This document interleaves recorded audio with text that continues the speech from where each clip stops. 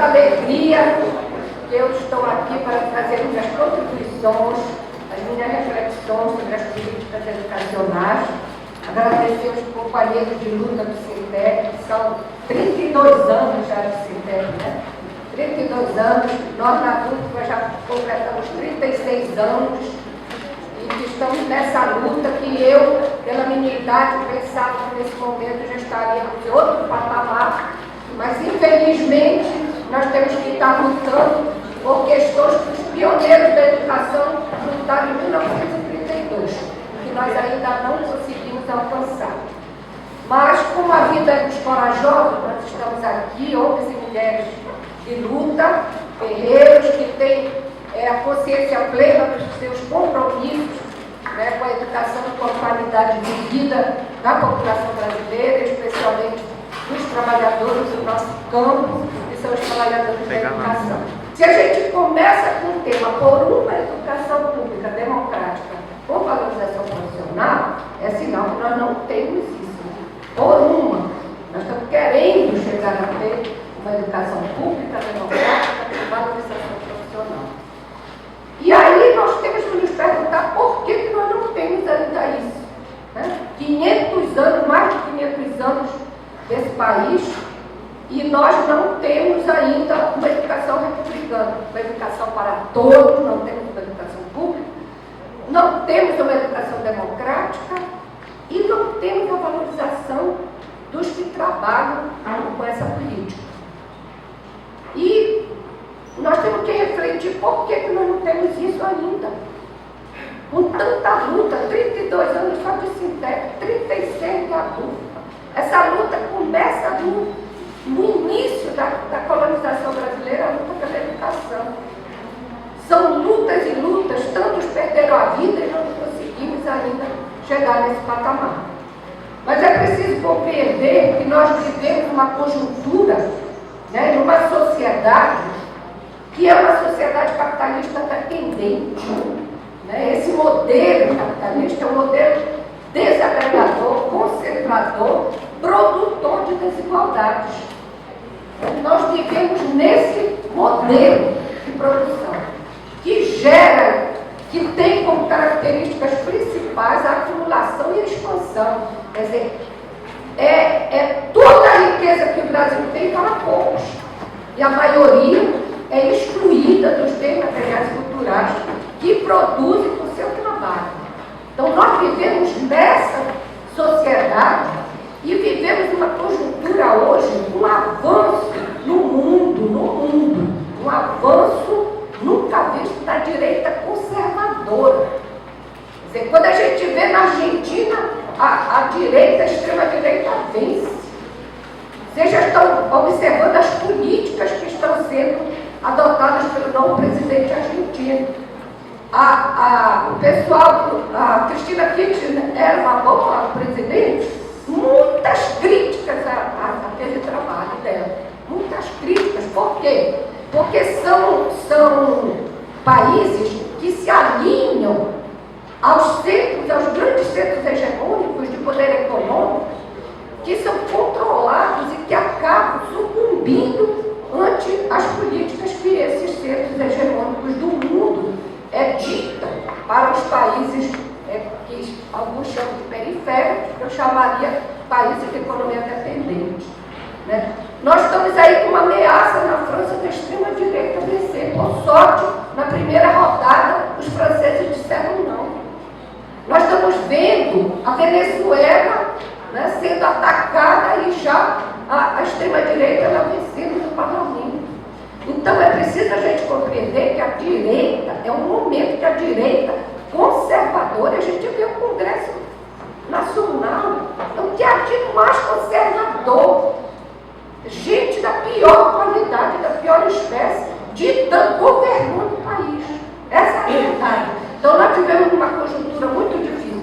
Isso se reflete nas políticas educacionais concretamente, se objetiva em todas as políticas sociais. Temos uma dívida pública que pagamos por dia 3 bilhões de reais. Já pensou que é isso? 3 bi todo dia pagando a dívida pública brasileira? O Estado do Pará tem uma dívida já de quase 3 bi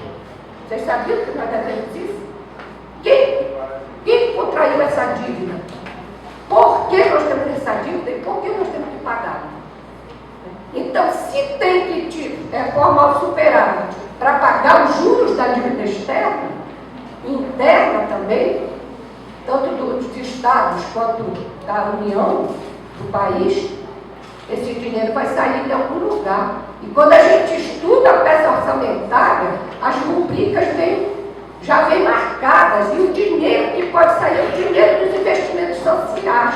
E aí onde são os cortes maiores? Nos investimentos sociais. Porque não temos uma educação pública democrática com valorização dos trabalhadores. Poucos negariam hoje que os processos educacionais e sociais mais abrangentes de reprodução estão intimamente ligados. Não dá para pensar a educação descolada de todos esses processos sociais mais abrangentes de reprodução. Quer dizer, é uma política educacional que se constrói na lógica do sistema de produção capitalista. E o sistema capitalista de produção é excludente, gera desigualdade, concentra a riqueza para poucos. 1% da população do Brasil tem tudo. E os 99% divide em frações, um pouco que tem acesso a um pouquinho mais e outros que não têm acesso a nada. Quer dizer, essa é a marca. Então, as políticas sociais, de uma maneira geral, elas acabam sendo orientadas por essa lógica perversa, infelizmente. Consequentemente, uma reformulação significativa da educação é inconcebível sem a consequente ou correspondente transformação do quadro social, no qual as práticas educacionais da sociedade devem cumprir suas vitais, historicamente importantes funções de mudança. Quem diz isso é o Mesaros, um teórico marxista húngaro, e é correto quando ele fala sobre isso. Quer dizer, é impossível a gente mudar o modelo de educação, a política educacional, dentro do sistema de produção capitalista, no nosso caso brasileiro, na vertente neoliberal, que aliás é a vertente que graça na América Latina como um todo, desde a década de 80, mas que se aperfeiçoa e vai se acumulando a partir da década de 90. Então, como trabalhar uma política educacional para ser democrática, para ser um processo de valorização dos seus trabalhadores e contribuir para a valorização dos trabalhadores em geral, para ser uma ação democrática. Então, nós vivemos, né, o que o Mesaros chama esse impacto incorrigível da lógica do capital. É um sócio-metabolismo que o capital tem de destruição de todas as nossas dimensões, né, da vida humana. Quer dizer, é uma destruição, é a destruição do meio ambiente, é a destruição da nossa vida cotidiana, é a violência que graça, é a disputa, é movida pela competitividade e pelo lucro. Então é um processo que a gente tem que compreender onde é que essa política educacional está se dando. Tá? Então, próximo.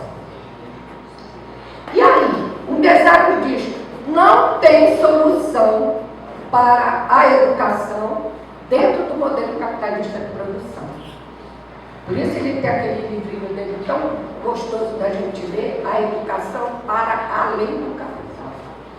No sistema capitalista de produção, nós não temos como solucionar essa crise educacional como nós queremos e nós pretendemos. Porque a lógica orientadora dele aprofunda todas as desigualdades em todas as dimensões da nossa vida. E aí, as soluções para a educação não podem ser formais. Né? Elas não podem ser. Elas têm que ser estruturais, senão elas vão cair no campo das reformas, que é o que nós temos vivido, reformas e contra-reformas. E se a gente pensar na questão do Brasil, isto se acentua e se aprofunda a partir da década de 90. Eu vou falar um pouco sobre essa questão da reforma do Estado brasileiro. É em toda a América Latina, sob essa lógica capitalista, na vertente neoliberal. Tá? Por que e para quem as reformas educacionais? Veja bem, nós não temos tido, veja bem, a superação do modelo das políticas educacionais para a universalização do direito da educação, porque nós vivemos num modelo sociedade, num modelo de produção capitalista, que não pensa a universalização do direito. Pelo contrário, ela aprofunda as desigualdades, retira os direitos conquistados. Quanto menos direitos nós tivermos, melhor para os que concentram, né, o fruto da nossa riqueza. Ora, vamos pensar. Em 2011, se gastava em educação 2,99% do PIB em educação. Na saúde, 4,09%. Nós tínhamos, naquele momento, 11 milhões de crianças sem escola, né, da educação infantil. Né? Nós temos apenas 7 anos e 2, um pouquinho mais, de tempo de permanência na escola, de estudo. Temos uma área geográfica, um território, com terras agriculturáveis, mas muitos dos nossos brasileiros passam fome. Nós temos riqueza hídrica, riqueza mineral. O que é que nós temos?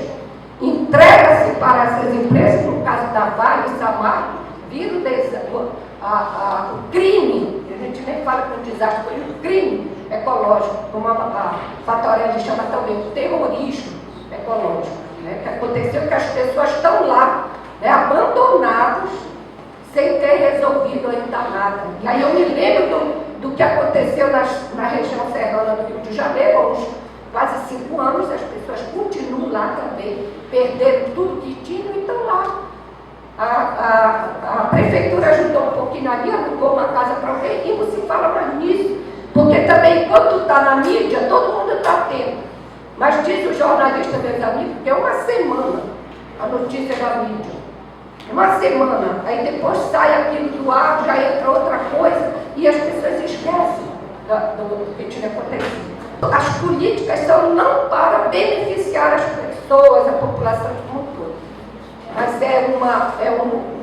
digamos assim, uma ação do Estado objetivada nas suas instituições, no caso da educação, o MEC, é para formar com qualidade a classe trabalhadora?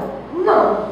É para dar um mínimo de qualificação para atender às demandas do mercado. O que é que os empresários, o que é que o setor empresarial, industrial está pedindo? E você sabe aqui, deve ter lido, eu até trouxe aqui o que eu vi no jornal, que houve um encontro de conselhos estaduais de educação, lá na FIEPA, né, da Pará, para discutir o modelo de educação do sistema S, melhor modelo de formação, para ser, então, assumido como uma política de formação do Estado do Pará. Estava lá secretário de Educação dos Estados, né, da Amazônia, os conselhos estaduais de educação, e assim a matéria que eu li no jornal e vi na televisão, o fanismo com que essa proposta do Sistema S é defendida. A gente sabe que muito dos recursos previstos no PNE, vou falar um pouco sobre isso, está indo para o Sistema S, para essa formação técnica, entre aspas. Então, quando há essas reformas, que são pontuais, e eu vinha conversando com a Joselene, ela não veio de uma vez só, cada dia chega uma medida, a gente vai saber que está acontecendo isso, está tramitando no Congresso, já foi aprovado na comissão A ou B. São políticas, não são para beneficiar, são para dar conta dessa reestruturação, né, dessa reorganização do capital, para manter a sua concentração e expansão. E quais são as consequências dessas políticas? Porque se ela é tratada dentro da perspectiva da acumulação flexível, né, flexibiliza-se todas as questões trabalhistas, a forma de contratação. Aqui foi colocado que Marituba tem 99% dos professores em contrato temporário. Isso está registrado na nossa pesquisa da educação básica. Eu também, como pesquisadora, compus um grupo, que nós fizemos, nosso grupo de estudos sobre trabalho docente, políticas educacionais, o GESTRAC, a professora Zaira faz parte lá conosco, desse grupo, Nós publicamos um livro sobre a situação da educação básica no Pará, entrevistamos 1.353 professores, Belém, Marituba, Curralinho, Concórdia do Pará e Altamira. E nos surpreendeu esse dado de Marituba. Marituba não tem um quadro efetivo. Então, quando esse poder de contratar ou demitir fica com o gestor, a manipulação é maior, a pressão é maior, o assédio moral é maior também. Então, as consequências que nós vamos ver dessas reformas pontuais, né, que não são mudanças estruturais, mas são reformas para ajustar, reorientar o capital. Desemprego, a expansão do trabalho informal, aumento dos índices de pessoas sem renda, sem teto, sem terra, o aprofundamento da violência das esferas urbana e rural. Essas são as consequências dessas políticas pontuais que não são formuladas, pensadas para a população.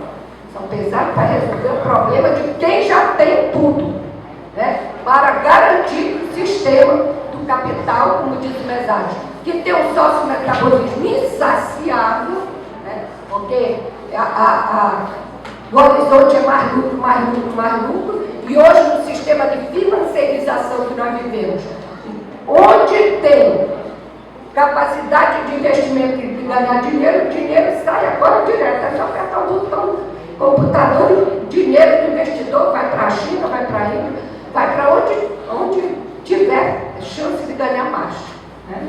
E a população, a qualidade de vida, isso é deixado de lado. Vamos lá. Eu vou tocar aqui um pouco na questão da acumulação flexível, porque esse processo de acumulação, na verdade, são um conjunto de elementos, né, de continuidade e descontinuidade nessa sociedade contemporânea que se afasta daquele modelo mais rígido, terrorista, fordista. Esse modelo se esgotou. Hoje nós vivemos um modelo dentro do sistema capitalista de acumulação flexível que está orientando, é uma lógica que orienta a questão do trabalho, né, do trabalho formal e informal, e que hoje, até para a gente entender essas políticas, veja bem, é um padrão produtivo, organizacional e tecnologicamente avançado. Resultado da introdução de técnicas de gestão da força de trabalho próprias da fase informacional. Então, são os computadores, né, que entram nas escolas, que entram no nosso trabalho, em todo esse processo produtivo de serviço. Recorre frequentemente à desconcentração produtiva, às empresas terceirizadas. Aqui se falou na proposta de terceirização para contratação de professores, é o retorno das organizações sociais, das OS, que estão sendo já as intermediadoras para a efetivação dessas parcerias público-privadas, né? As empresas terceirizadas, o trabalho de equipe, os tempos de trabalho, grupos semi-autônomos. Então, hoje nós vemos as grandes metrópoles, principalmente, mas aqui em Belém já tem. Então, havia uma empresa que contratava um conjunto de trabalhadores. Hoje a empresa não faz mais isso, porque isso vai demandar pagamento dos direitos trabalhistas. Então, a Luciene monta a tua empresa particular. Então, cada um individualmente cria uma entidade com personalidade jurídica e cada um vai receber de acordo com o que ele produz. Isso está muito comum em São Paulo, Rio de Janeiro, Minas Gerais, as grandes metrópoles, mas aqui também. As pessoas já não tem mais aquele lugar que a gente tinha para trabalhar. Não, as pessoas físicas viram pessoas jurídicas que trabalham na sua casa e trabalham em qualquer lugar. Além de que esse processo da ação ou da introdução dos equipamentos informacionais no nosso trabalho, ele gera o que nós chamamos da intensificação do trabalho e a precarização do nosso trabalho. E na educação isso é muito, muito forte. Passa, Lima.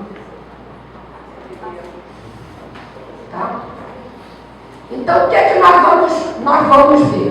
Depois eu vou voltar nessa questão da intensificação da precarização.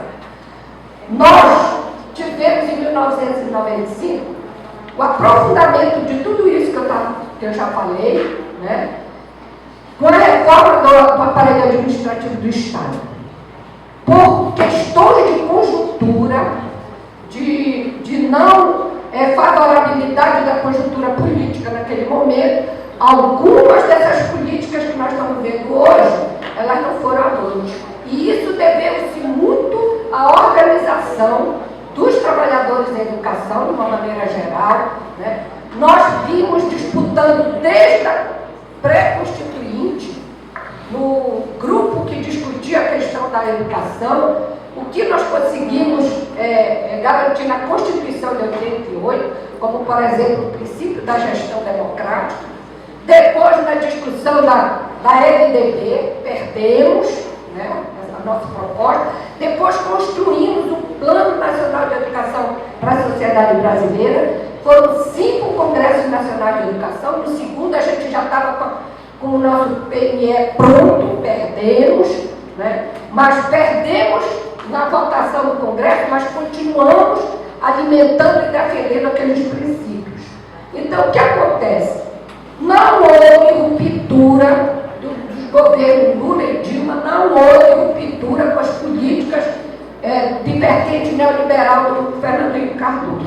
Não houve continuidade e mais, houve condições conjunturais favoráveis para a implementação dessas políticas, né? Isso é uma crítica que eu faço na minha tese.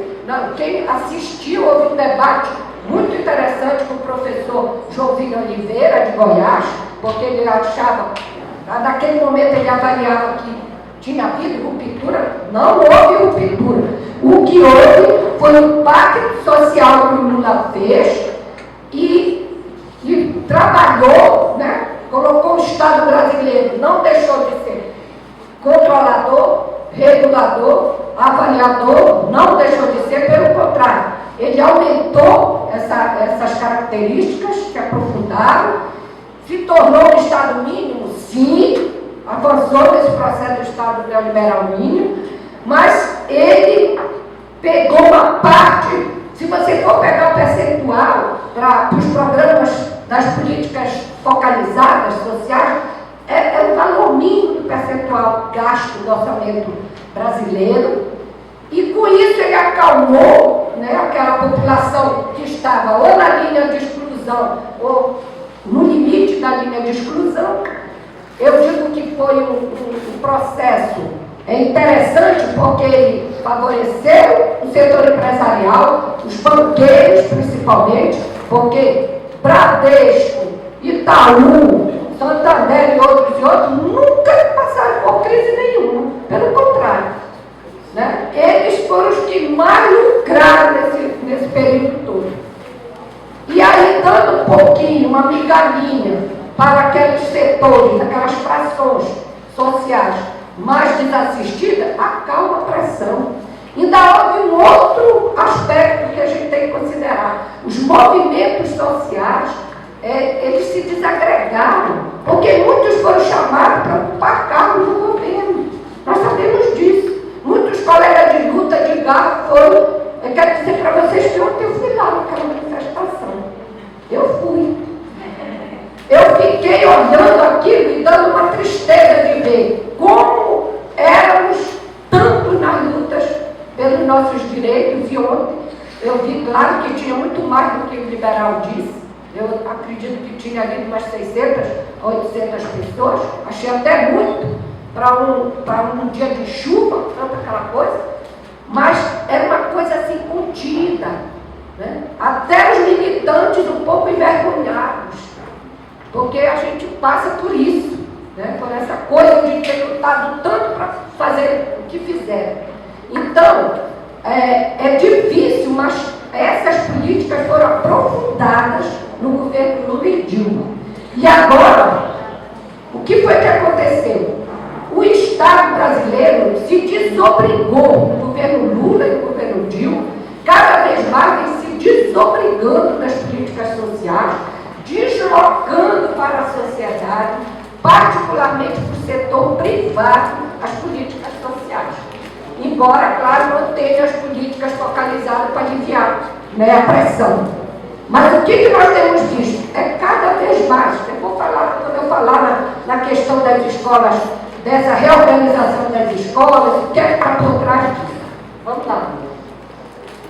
Bom, mas isso não se fez ou não se faz sem que haja um arcabouço jurídico-político para sustentar essas medidas ou essas políticas. Então, nós temos um conjunto de marcos regulatórios que foram homologados no governo de Fernando Henrique Cardoso, depois no governo Lula e agora no governo Dilma. Cada dia sai uma resolução, um PL, uma emenda constitucional, uma proposta, mas eu destaquei aqui para tratar de dois marcos regulatórios que eu considero importantes para as políticas educacionais. A Lei de Diretrizes e Bases da Educação Nacional e o Plano Nacional de Educação, a Lei 13.005 de 2014, que é um plano que vai de 2014 a 2024. Aqui já foi colocado que esse Plano Nacional de Educação, ele não foi um plano construído pela sociedade brasileira. O Plano Nacional de Educação da sociedade brasileira. Ele se restringiu às conferências municipais, conferências estaduais e as CONAS, as conferências nacionais, numa coisa assim muito organizada de improviso, chamando aquelas pessoas com pouco espaço, nenhum espaço para debater em Brasília, na conferência, para se avançar um pouco. Eu diria que deste Plano Nacional de Educação, talvez o ganho mais significativo tenha sido o custo aluno-qualidade, que até hoje não foi implementado, porque não é de interesse, né, do setor empresarial, dos reformistas empresariais da educação, que haja um investimento público, né, para a educação pública nesse caso. E nós não tivemos os 10% do PIB já para a educação. Os 10% que se chegou por acordos de lideranças e que foi aprovado, escalonado até 2024. Quando chega lá, a corrosão inflacionária já acabou com esse valor. E você está falando aqui da dificuldade dos prefeitos garantirem os recursos do Fundeb, que a gente sabe que é automático, esse dinheiro vem automático. Continua a mesma coisa. Os alunos deste ano, o quantitativo dos alunos deste ano, serão computados para mandar o valor do Fundeb do ano que vem. É assim. É a matrícula do ano anterior que garante o valor do Fundeb. E o valor anual do Fundeb hoje está em 3.500 qualquer coisa. Mensal 279,66, se não me falha a memória. Esse dinheiro a gente chama que é carimbado. Ele vem para os cofres do município e onde tem secretário de educação, que é o ordenador de despesa, é para a Secretaria de Educação, é na conta da secretaria. Não tem conversa. Então isso vocês estão lutando, lutem mesmo porque esse dinheiro está aí. Há alguns recursos que não foram retirados porque não pode ser, são constitucionais.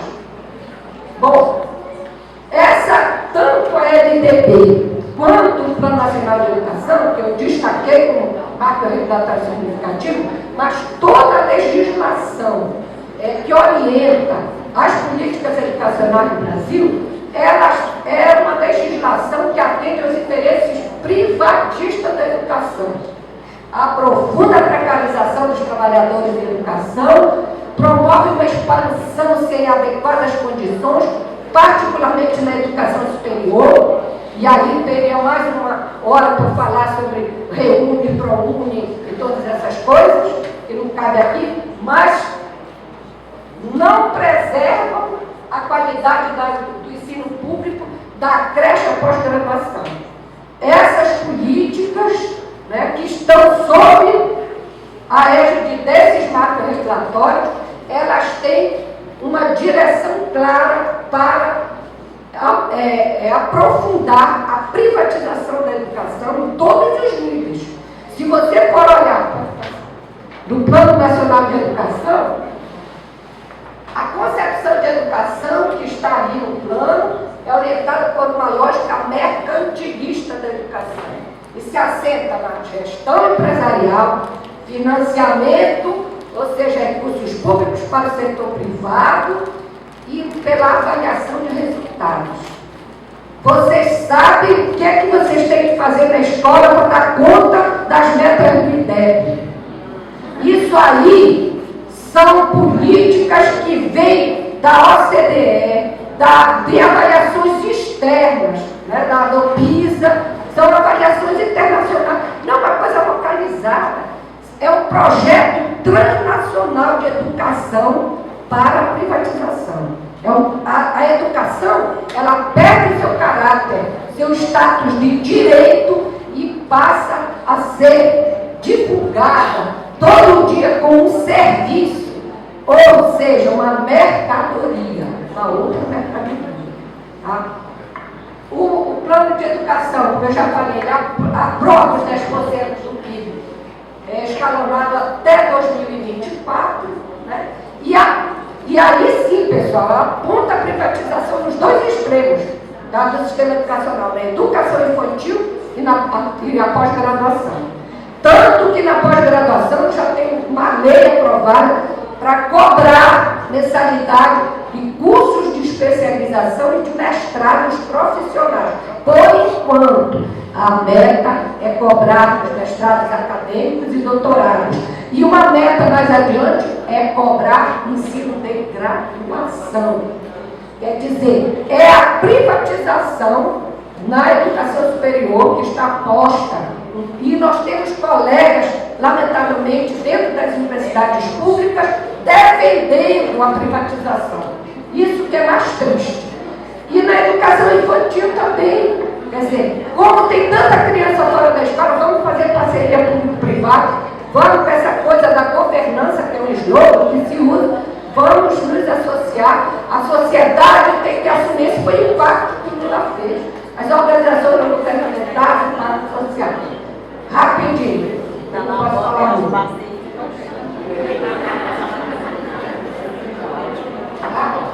Então, o que foi que nós tivemos no governo Dilma?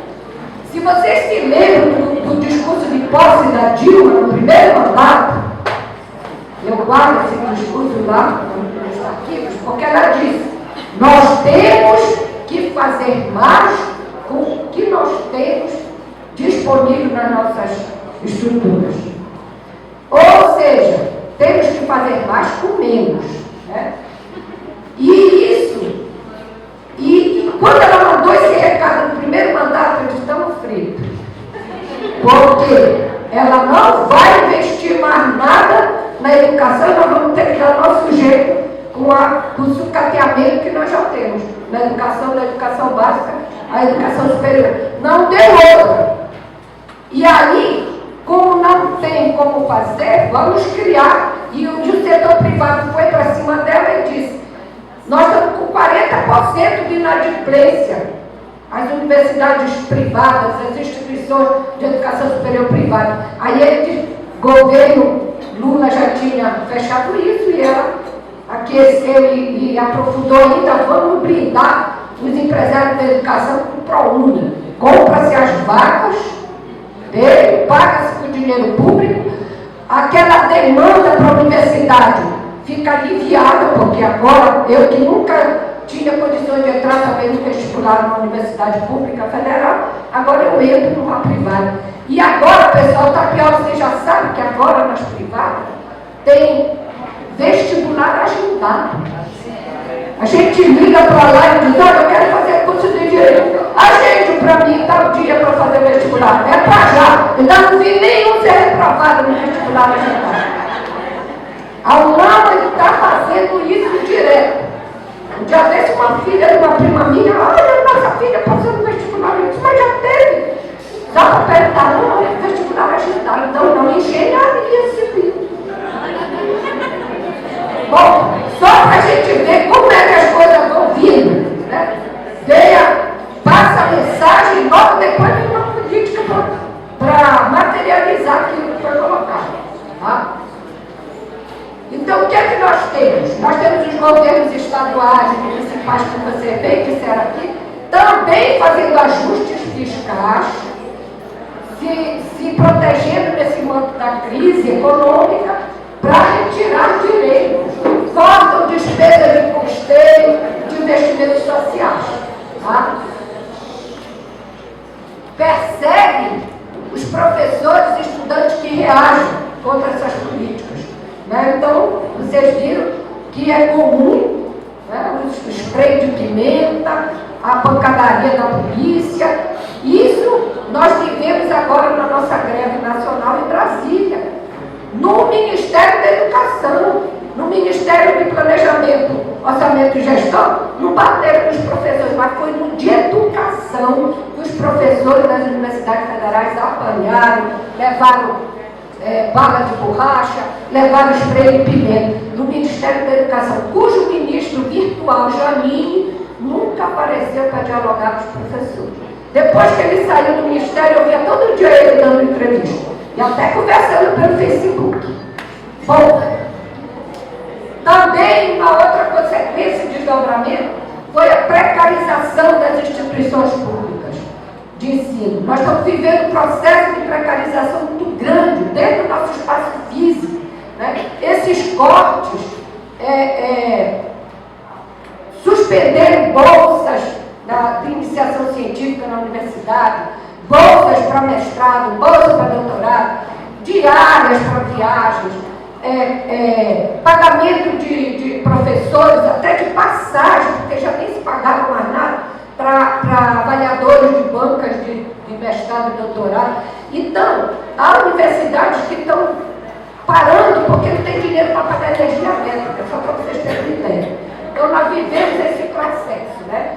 Atividades essenciais das universidades, programas também importantes, como com todas as nossas críticas, mas o PAFOR, que é um programa de formação de professores, um programa nacional, foi suspenso nas universidades, e a Universidade Federal do Pará era o estado com o maior número de turmas de formação de professores.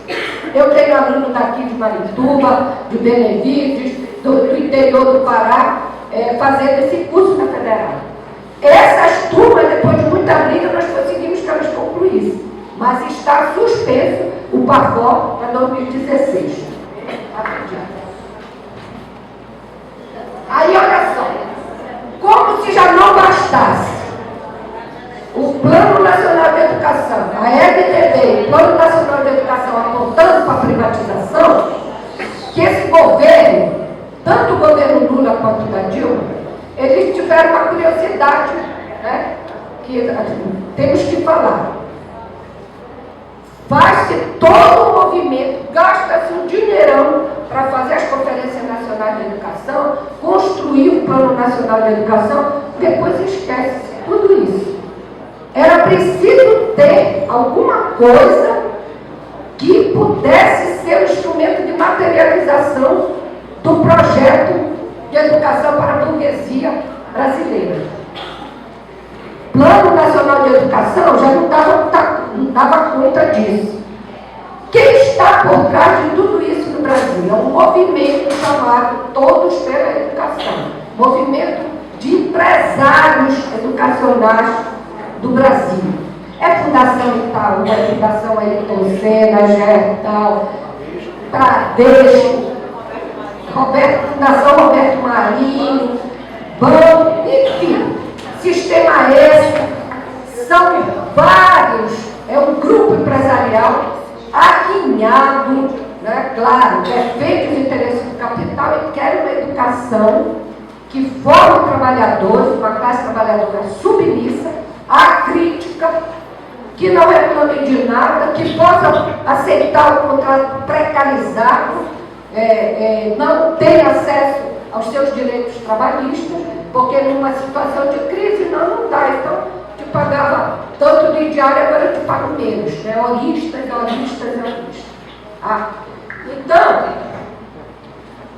a Dilma solicita da Secretaria de Assuntos Estratégicos da Presidência da República uma proposta para qualificar caminhos para a construção de um projeto nacional de qualificação do ensino básico. E volto na falaciosa defesa da qualidade da educação. Aliás, se vocês tiverem a oportunidade de ler o livro da Olinda Evangelista, que fala sobre os eslogas das políticas educacionais, né, ela coloca como é que se pega um slogan, que era, inclusive, dos setores progressistas, um termo, vira um slogan que é esvaziado do seu conteúdo crítico e passa, né, a ser considerado pelo senso comum como igual àquele que a gente defende. Nós não defendemos essa qualidade da educação que está posto no Pacto Educador. Eu vou falar mais adiante sobre isso, vai passar. Então, este Pacto Educador, esse documento que foi publicado em abril, ele apresenta uma visão privatista e privatizante da educação pública que já está no Plano Nacional de Educação.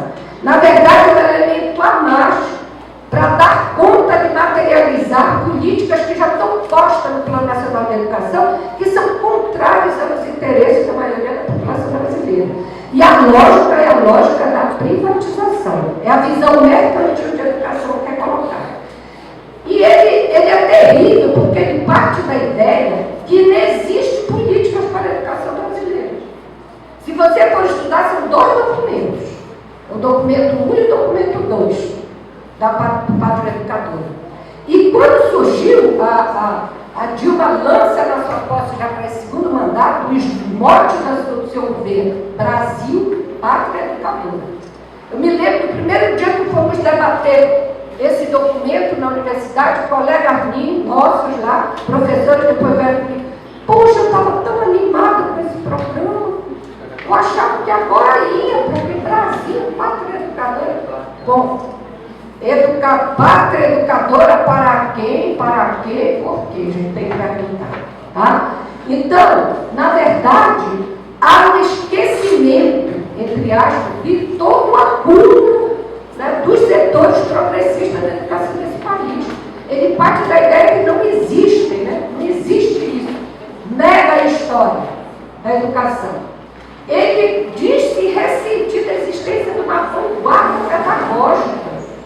E ele se assume como uma proposta que vai iluminar a orientação dessa transformação já atendida. E sabe quem é a vanguarda pedagógica do Mangabeira Unger, nesse Pacto Educador? Os empresários brasileiros, os empresários da educação, os reformistas empresariais. Essa é a vanguarda pedagógica. Qualificará o ensino, porque afinal suas experiências são exitosas.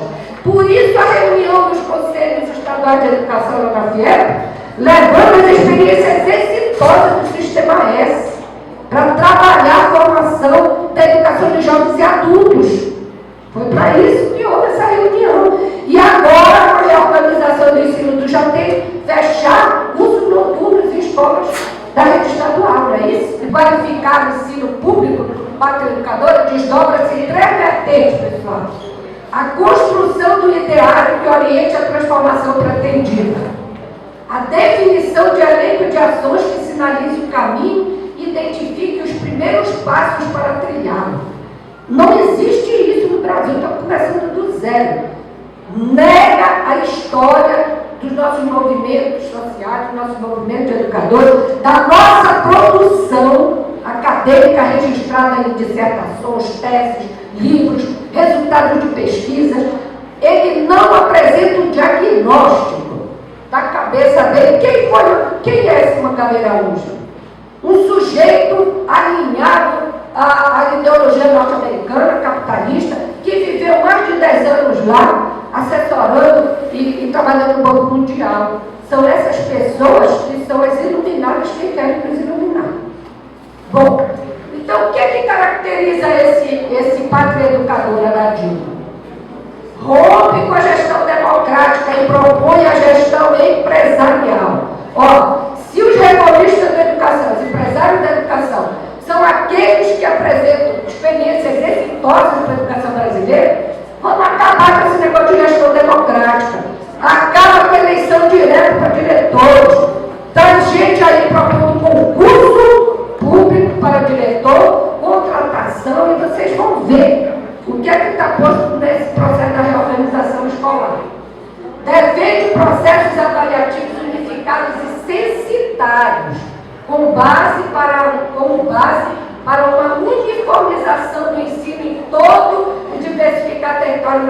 nacional. A proposta é construir um currículo nacional, negando a diversidade do nosso Brasil. Quer dizer, com isso, nega a tentativa de homogeneizar o que é por natureza heterogênea. Tá? Se orienta pelas avaliações rankings externos. Tá? Então, a proposta da OCDE, da PISA, que iluminarão o desenvolvimento de práticas pedagógicas exitosas. Propõe a criação de um cadastro nacional de estudantes, a partir inicialmente da Prova Brasil, que reforçará a competição entre estudantes e escolas. Olha só, eles querem fazer, né, estão já organizando dentro do MEC, isso, com todos pela educação, um cadastro nacional para ver o resultado das avaliações do IDEB, com isso para mostrar, vocês sabem que alguns estados, como no caso de Minas Gerais, na porta das escolas já disse, seu IDEB foi baixo, seu IDEB foi alto, está na porta, que é para a família. Olha a lógica, a família tem que escolher as escolas de melhor qualidade para o seu filho estudar, então tem que dizer quanto tirou. Isto é um assédio moral, é uma negação da valorização do profissional da educação, porque a avaliação, ela não envolve as condições efetivas que os professores têm para realizar seu trabalho. E é uma avaliação que é produzida fora do contexto do aluno. Como ele nega as diferenças regionais, é uma avaliação homogeneizadora, porque até a linguagem é diferenciada. Vamos. Agora vamos ver essa proposta nefasta da reorganização escolar do PSDB. Aí eu chamo o movimento de privatização da escola pública. O que é que está por trás disso? Essa proposta de reorganização das escolas, ela retoma as organizações sociais, qualificam como pessoas jurídicas de direito privado, qualificadas, né? Sem fim lucrativo. Na verdade, as organizações sociais, elas são qualificadas, né, como pessoas jurídicas de direito privado sem fins lucrativos. E elas são utilizadas como meios para fazer as parcerias público-privadas, para poder, então, entregar as escolas públicas ao setor privado para gerenciá-las, administrá-las. E Adriano Bezerra ela coloca, né, esses acordos entre o poder público e as OS para a realização de tais serviços, a educação deixa de ser direito, passa a ser um serviço, uma mercadoria, portanto pode ser vendida, pode ser trocada, né, pode ser definida por esse termo de parceria. E essa reorganização escolar, no estudo que eu fiz sobre a experiência das escolas charter nos Estados Unidos, na década de 80 e 90, nós vamos ver que essa reorganização escolar, até que me prove o contrário, é a mesma política da organização das escolas charter. O que são as escolas charter? Elas já existem no Brasil desde 2004, Pernambuco, Minas Gerais, tem um movimento em São Paulo e no Pará, para a criação dela, mas com esse nome de reorganização escolar. O que são as escolas charter?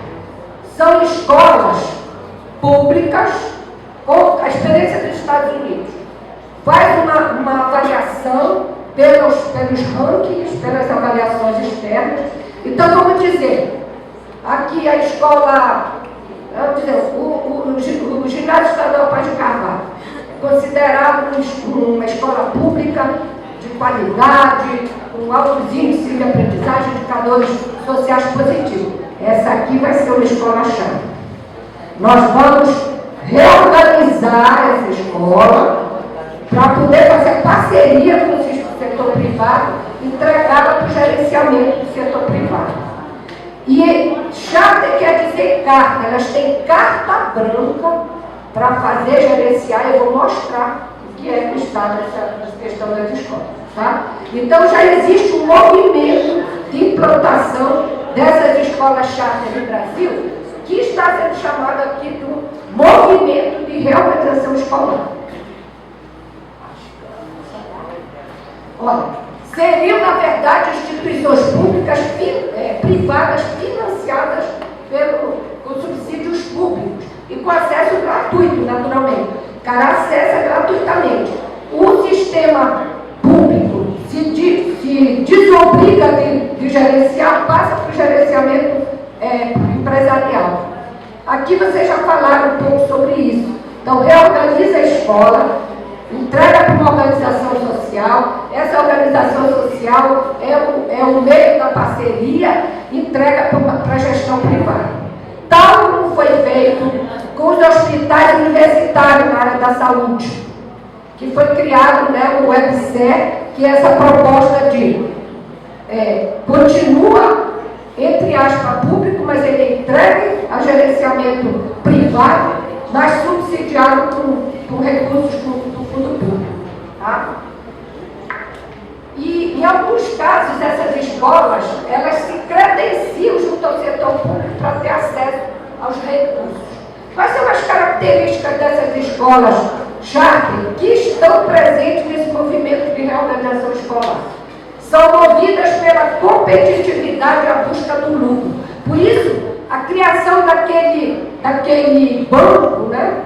daquele censo, né? Uma avaliação censitária para mostrar como é que está a qualidade da educação e o desempenho dos alunos de determinadas escolas.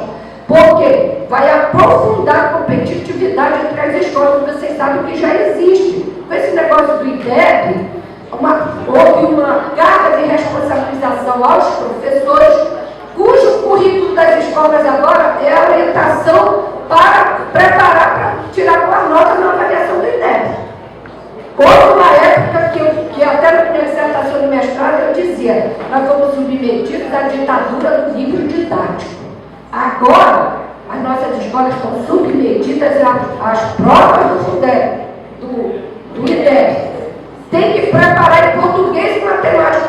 Aí os outros campos do conhecimento não interessam tanto. Né? Então é no português e matemática para ele tirar nota boa, porque senão a escola fica sem recurso, a escola fica mal vista, os professores ficam estigmatizados como professores que não têm competência, né? Não tem, isso é desvalorização dos trabalhadores da educação.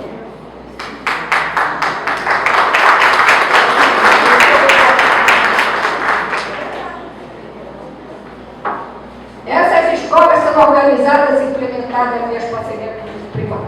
Tem como centralidade a meritocracia. O que é isso? Só vai ganhar um pouquinho a mais, uma bônus no seu salário, quem os professores cujas turmas se saírem bem das avaliações externas. Acaba, rompe com uma política salarial pela qual nós lutamos, uma política que resguarda a economia de tratamento. Então, os professores das escolas, né, vão se isolar cada vez mais, porque só vai ganhar um pouquinho melhor quem tiver o mérito. E o mérito vai ser calculado pelo resultado das avaliações dos alunos. Isso é terrível, como um mecanismo de desvalorização do nosso trabalho, porque nessa avaliação, novamente, as condições efetivas de trabalho que nós temos, essas não entram nesse cômputo da avaliação. Essas escolas têm total liberdade para aceitar ou rejeitar alunos, com um condicionante gravíssimo. A maioria delas não aceita alunos com necessidades especiais. Não aceita. É a exclusão do portador de qualquer deficiência. Não aceita.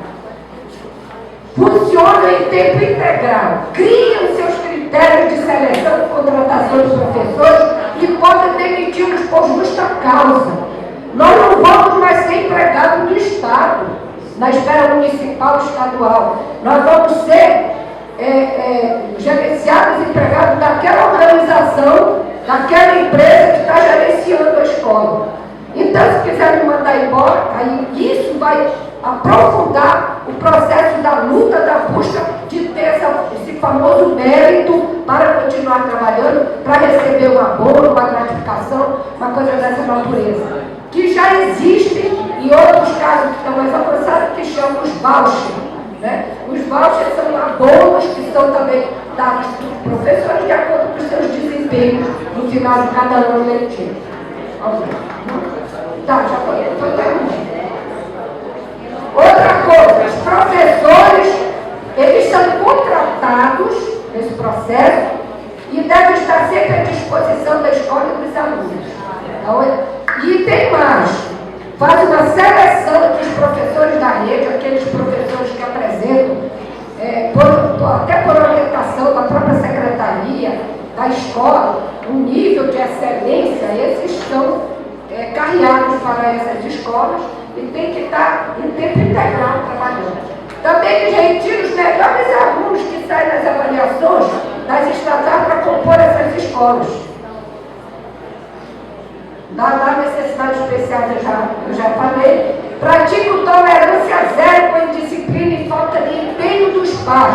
Tem algumas escolas que exigem que os pais assinem um termo de ajuste de conduta para acompanhar seus filhos, senão eles não ficam na escola. Não aceito que professores participem de atividades sindicais. E vocês sabem que tem um projeto de lei tramitando no Congresso que a gente já até chama Escolas Sem Partido, que prevê punição para professores que falarem de política na sua sala de aula. Que façam como eles dizem, que vão fazer doutrinação. Esse projeto, nós já fizemos um estudo dele, das Escolas Sem Partido, antes, já se posicionou, está nos nossos documentos. É um projeto nefasto que criminaliza, institucionaliza a criminalização dos nossos movimentos e criminaliza o professor. A gente está chamando de escola sem partido. Vejam que tudo é articulado. Está fechado. Bom, só para dizer as consequências disso. São Paulo, vocês acompanharam, o governo recuou com a ocupação de mais de 100 escolas. Se implantada essa política em São Paulo, vai mexer com a vida de mais de 1 milhão de alunos. Ele apenas adiou pela pressão, mas ele não revogou a política. Tanto que algumas escolas continuam ocupadas para evitar eles terem a revogação do projeto. Em Goiás, eu recebi uma informação dia 14 que já havia 7 escolas ocupadas, inclusive na região de Anápolis, que os estudantes já começaram a reagir a isso. E nós sabemos que o ex-secretário de Educação do Estado, em abril, acho que foi dia 22 de abril, anunciou que aqui a Secretaria de Educação reorganizaria as escolas e criaria 50 escolas, né, dentro dessa proposta de parceria público-privada, mas eu já soube que tem muito mais escolas pensadas nessa política e algumas, inclusive, que vão ser fechadas. E eu vi com meus próprios olhos que a terra do comer, que o Estado fez a reforma daquela escola para Cília Cardoso, lá nos Lunas, né? E eles reformaram a primeira parte da escola e está abandonada há mais de 1 ano e meio. Alugaram o espaço, que os alunos estão lá todos amontoados.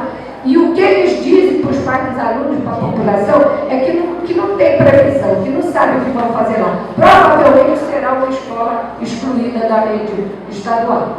Tá? Então, hoje, às 17 horas, eu recebi a informação que haverá um ato público já no CITEP, né?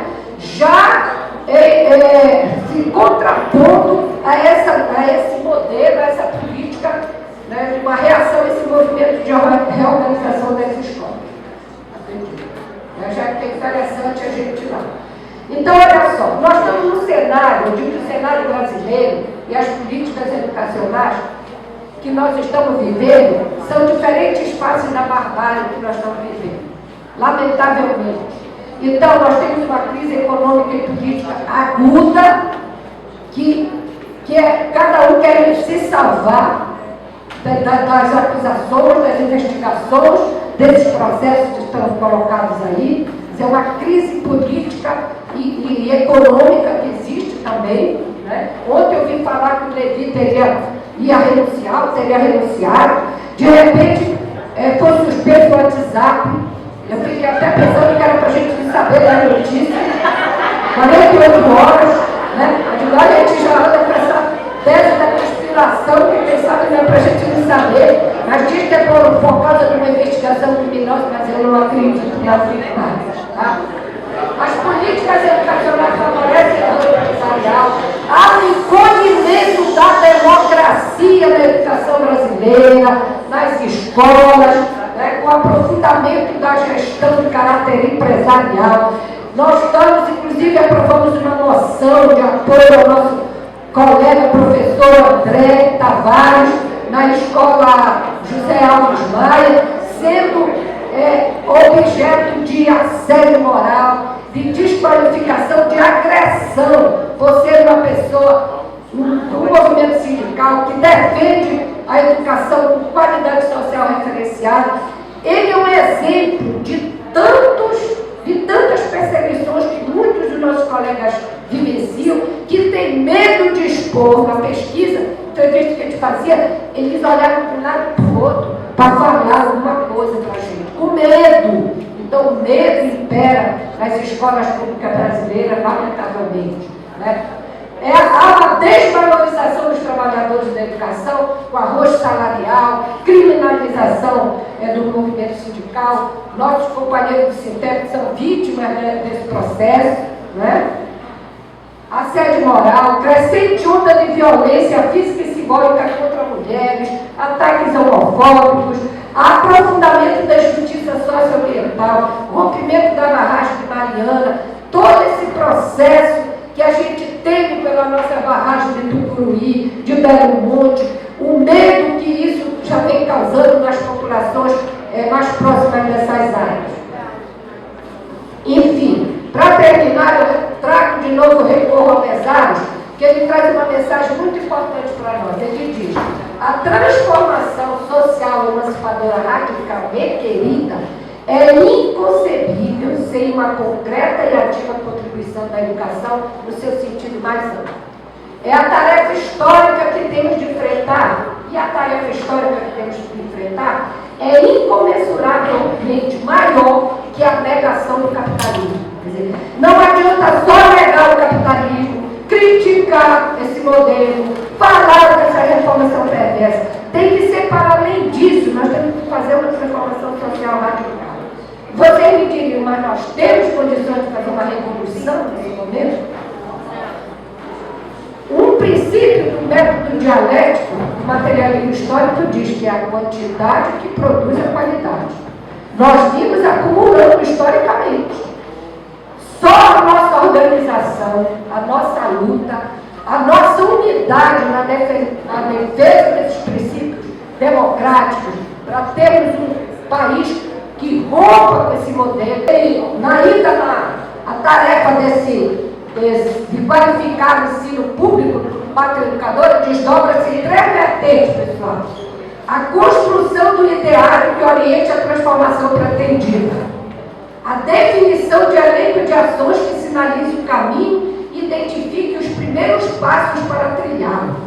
Não existe isso no Brasil, está começando do zero. Nega a história dos nossos movimentos sociais, dos nossos movimentos de educadores, da nossa produção acadêmica registrada em dissertações, teses, livros, resultados de pesquisas. Ele não apresenta um diagnóstico da cabeça dele. Quem é esse Mangabeira Araújo? Um sujeito alinhado à ideologia norte-americana, capitalista, que viveu mais de 10 anos lá, assessorando e trabalhando no Banco Mundial. São essas pessoas que são as iluminadas que querem nos iluminar. Bom, então o que é que caracteriza esse pátria educadora da Dilma? Rompe com a gestão democrática e propõe a gestão empresarial. Se os reformistas da educação, os empresários da educação, são aqueles que apresentam experiências exitosas para a educação brasileira, vamos acabar com esse negócio de gestão democrática. Acaba com a eleição direta para diretores. Tem gente aí propondo concurso público para diretor, contratação, e vocês vão ver o que é que está posto nesse processo da reorganização escolar. Defende processos avaliativos unificados e censitários, como base para uma uniformização do ensino em todo o diversificar território nacional. nacional. A proposta é construir um currículo nacional, negando a diversidade do nosso Brasil. Quer dizer, com isso, nega a tentativa de homogeneizar o que é por natureza heterogênea. Tá? Se orienta pelas avaliações rankings externos. Tá? Então, a proposta da OCDE, da PISA, que iluminarão o desenvolvimento de práticas pedagógicas exitosas. Propõe a criação de um cadastro nacional de estudantes, a partir inicialmente da Prova Brasil, que reforçará a competição entre estudantes e escolas. Olha só, eles querem fazer, né? Estão já organizando dentro do MEC, isso, com todos pela educação, um cadastro nacional para ver o resultado das avaliações do IDEB, com isso para mostrar, vocês sabem que alguns estados, como no caso de Minas Gerais, na porta das escolas já disse, seu IDEB foi baixo, seu IDEB foi alto, está na porta, que é para a família. Olha a lógica, a família tem que escolher as escolas de melhor qualidade para o seu filho estudar. Então tem que dizer quanto tirou. Isto é um assédio moral, é uma negação da valorização do profissional da educação, porque a avaliação ela não envolve as condições efetivas que os professores têm para realizar seu trabalho. E é uma avaliação que é produzida fora do contexto do aluno. Como ele nega as diferenças regionais, é uma avaliação homogeneizadora, que até a linguagem é diferenciada. Vamos. Agora vamos ver essa proposta nefasta da reorganização escolar do PSDB. Aí eu chamo o movimento de privatização da escola pública. O que é que está por trás disso? Essa proposta de reorganização das escolas, ela retoma as organizações sociais, qualificam como pessoas jurídicas de direito privado, qualificadas, né? Sem fim lucrativo. Na verdade, as organizações sociais, elas são qualificadas, né, como pessoas jurídicas de direito privado sem fins lucrativos. E elas são utilizadas como meios para fazer as parcerias público-privadas, para poder, então, entregar as escolas públicas ao setor privado para gerenciá-las, administrá-las. E Adriano Bezerra ela coloca, né, esses acordos entre o poder público e as OS para a realização de tais serviços, a educação deixa de ser o direito, passa a ser um serviço, uma mercadoria, portanto pode ser vendida, pode ser trocada, né, pode ser definida por esse termo de parceria. E essa reorganização escolar, no estudo que eu fiz sobre a experiência das escolas charter nos Estados Unidos, na década de 80 e 90, nós vamos ver que essa reorganização escolar, até que me prove o contrário, é a mesma política da organização das escolas charter. O que são as escolas charter? Elas já existem no Brasil desde 2004, Pernambuco, Minas Gerais, que é o movimento em São Paulo e no Pará, para a criação dela, mas com esse nome de reorganização escolar. O que são as escolas charter? São escolas públicas, com a experiência dos Estados Unidos. Faz uma avaliação pelos rankings, pelas avaliações externas. Então, vamos dizer, aqui a escola, vamos dizer, o Ginásio Estadual Paz de Carvalho, considerado uma escola pública de qualidade, com altos índices de aprendizagem, indicadores sociais positivos. Essa aqui vai ser uma escola-chave. Nós vamos reorganizar essa escola para poder fazer parceria com o setor privado, entregá-la para o gerenciamento do setor privado.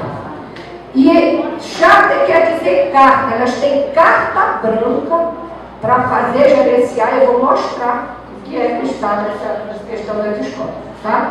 Então já existe um movimento de implantação dessas escolas charter no Brasil, que está sendo chamado aqui do movimento de reorganização escolar. Olha, seriam, na verdade, instituições públicas privadas financiadas com subsídios públicos e com acesso gratuito, naturalmente. O cara acessa gratuitamente. O sistema público se desobriga de gerenciar, passa para o gerenciamento empresarial.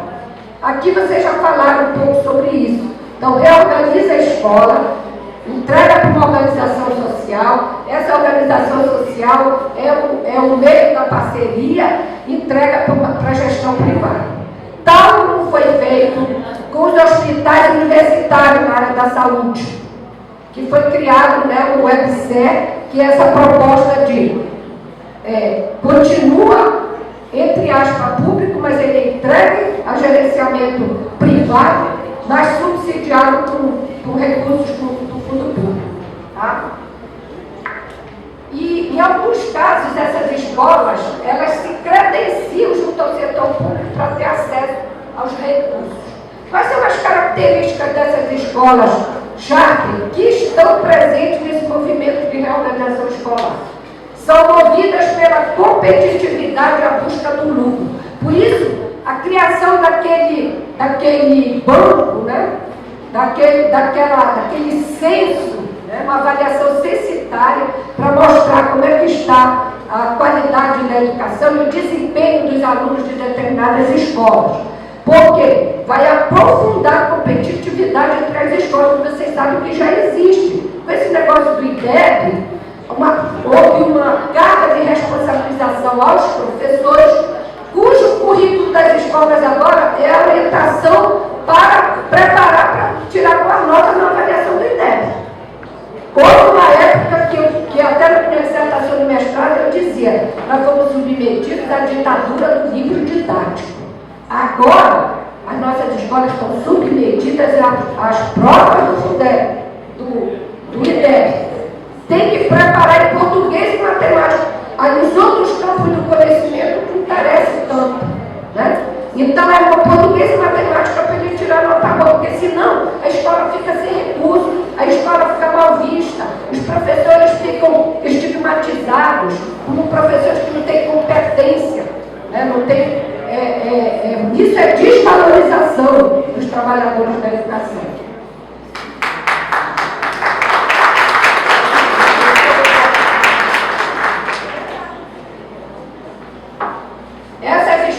Organizadas e implementadas nas parcerias público-privadas.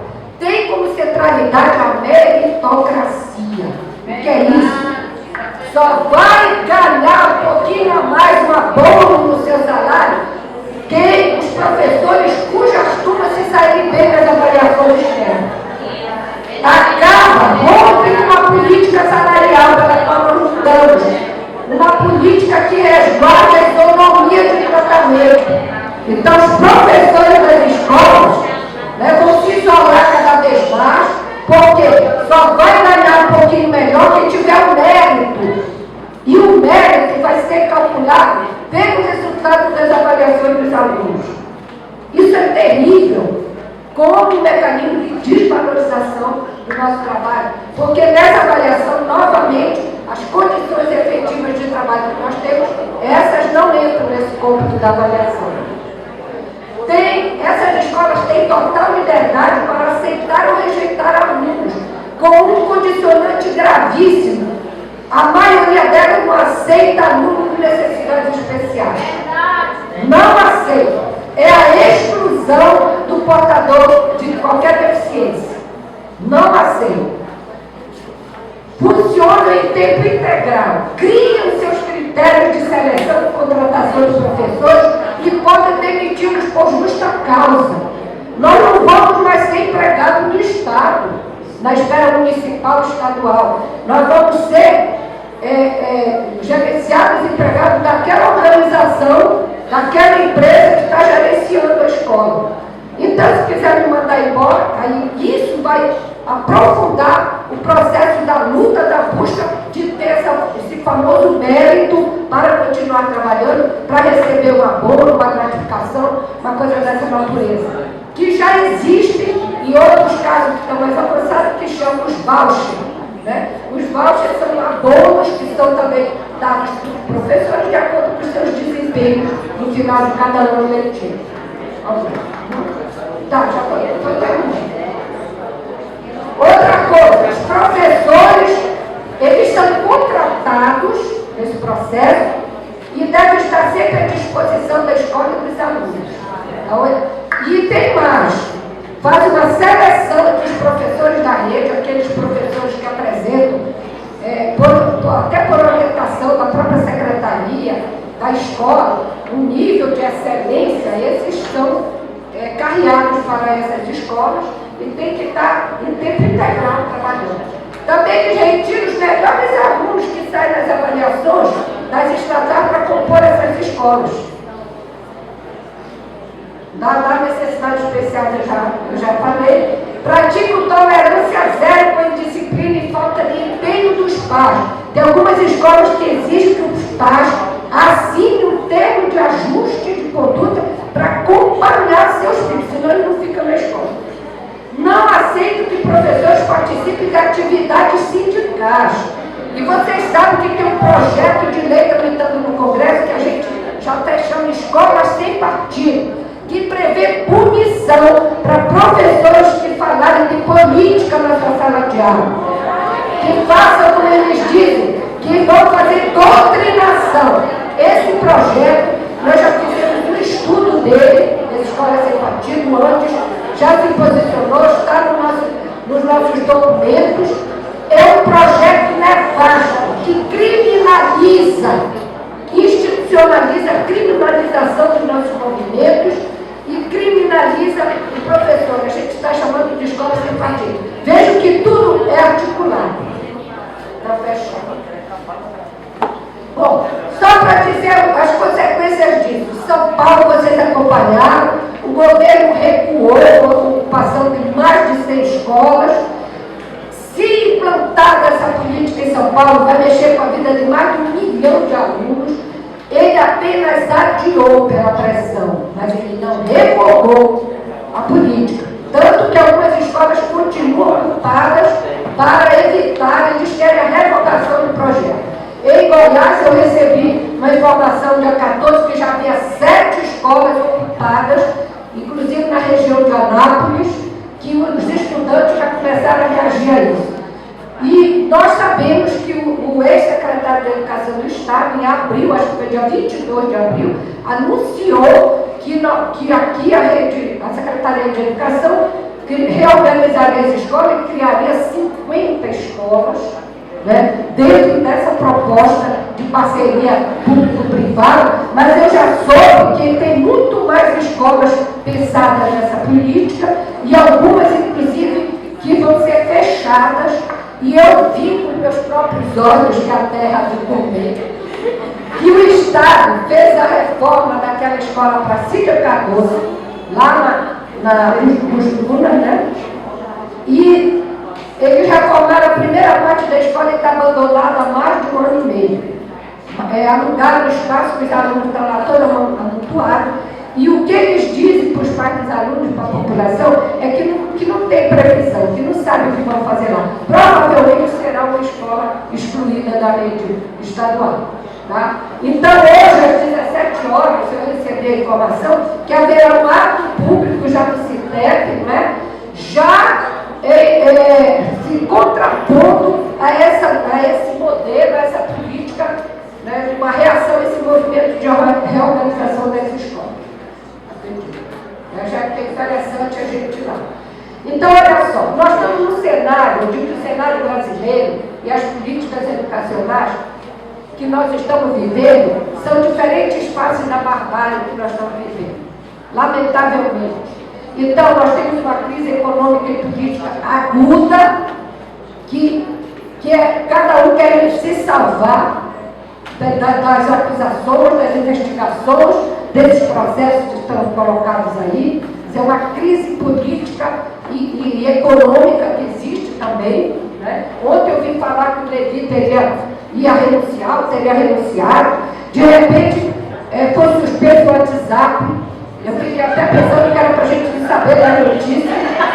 48 horas, né? A gente já anda com essa tese da situação que quem sabe não é para a gente não saber, mas diz que é por causa de uma investigação criminosa, mas eu não acredito nas imagens. Tá? As políticas educacionais favorecem a luta empresarial, há um encolhimento da democracia na educação brasileira, nas escolas, né, com o aprofundamento da gestão de caráter empresarial. Nós estamos, inclusive, aprovamos uma moção de apoio ao nosso colega professor André Tavares, na escola José Alves Maia, sendo objeto de assédio moral, de desqualificação, de agressão, por ser uma pessoa do movimento sindical que defende a educação com qualidade social referenciada. Ele é um exemplo de tantas perseguições que muitos dos nossos colegas vivenciam, que tem medo de expor na pesquisa. Então, o que a gente fazia, eles olhavam para um lado e para o outro para falar alguma coisa para a gente, com medo. Então, o medo impera nas escolas públicas brasileiras, lamentavelmente. Né? Há uma desvalorização dos trabalhadores da educação, com arroz salarial, criminalização do movimento sindical. Nossos companheiros do Sintep são vítimas desse processo. Né? Assédio moral, crescente onda de violência física e simbólica contra mulheres, ataques homofóbicos, aprofundamento da justiça socioambiental, rompimento da barragem de Mariana, todo esse processo que a gente teve pela nossa barragem de Tucuruí, de Belo Monte, o medo que isso já vem causando nas populações mais próximas dessas áreas. Enfim, para terminar, eu trago de novo o recorro ao Mesaros, que ele traz uma mensagem muito importante para nós. Ele diz: a transformação social emancipadora radical requerida é inconcebível sem uma concreta e ativa contribuição da educação no seu sentido mais amplo.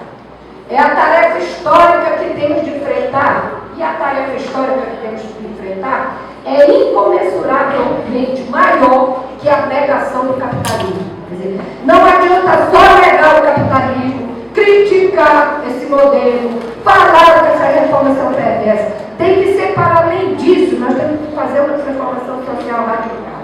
Vocês me diriam, mas nós temos condições de fazer uma revolução nesse momento? Um princípio do método dialético do materialismo histórico diz que é a quantidade que produz a qualidade. Nós vimos acumulando historicamente. Só a nossa organização, a nossa luta, a nossa unidade na defesa desses princípios democráticos, para termos um país que rompa com esse modelo. Para o Mesaros, é impossível ter uma escola pública, gratuita, laica, de qualidade, socialmente referenciada, dentro do sistema capitalista. Mas o materialismo histórico também nos diz, é dentro do velho que nós construímos o novo. É nesse processo, é por dentro desse sistema perverso que nós temos que ir criando as condições objetivas para transformar. E nós todos e todas que estamos aqui, nós estamos aqui porque nós temos esse compromisso. Quem não tem, não vem para esse tipo de formação, para esse tipo de debate. Tá? Enchendo os bolsos dos donos das lojas do shopping center, o pouco dinheiro que nós temos. E está aprofundando o consumo. Aí vocês podem dizer, poxa, mas nem no Natal a gente pode comprar um presente.